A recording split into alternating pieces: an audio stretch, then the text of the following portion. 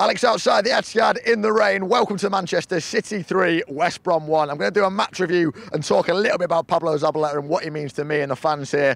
Before we get started though, if you could hit the like button, show a little bit of appreciation for Pablo Zabaleta. His 9-year reign at Manchester City has come to an end, and it's an emotional night. It's hurt all of us. I think tonight it felt a little bit like a testimonial. It was 3 points in the bag. It went pretty much how you would expect it to. Loads of pressure from City, a couple of chances created. West Brom playing it very cautiously, sitting back, and actually it's a point nobody will talk about because it was Zabaleta who made the headlines tonight, but I think it goes to show a little bit how we're changing at this club. There's so many times this season where we've had chance after chance, we've not been able to break a team down, and tonight we were superb. Gabriel Jesus scored a tap-in off the back of some great work from Kevin De Bruyne. Then there was some beautiful link-up play.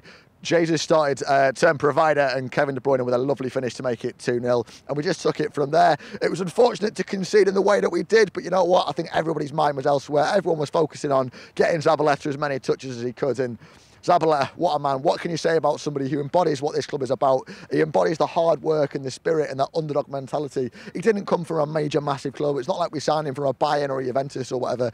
We signed him from Espanyol, and a player that came to the Premier League. He said it himself in his post-match speech. He didn't expect to be here as long as he was. When the club got bought out, he didn't expect to be a first-team fixture for as long. He thought he'd only be here a couple of seasons. I don't think he realised how much of a legend he would become here. And there's a lot of people who say Manchester City haven't got any legends. But you know what? Pablo Zabaleta, he might go down as one of the Premier League's greatest players. He won't go down, maybe other clubs won't remember his name in 5-10 years. But Pablo Zabaleta here, he is the honorary Mancunian. He is the man who drove a white van through Manchester. He is the man who went to fish and chips in his slippers. He's a man that he's poured blood into the pitch here, and blood, sweat and tears, those sorts of things are thrown around in football a lot, but it's rare that you get somebody who's so willing to run headfirst into the studs of an opposition player. Somebody who, when you were 2 or 3 or 4-0 down, as we have seen at this club, is a player that's still given 100% as if it's 0-0, and the same goes when it's 4-0 up. And it's a shame we didn't get on the score sheet tonight. It's a shame that we didn't celebrate by lifting an FA Cup or winning the league.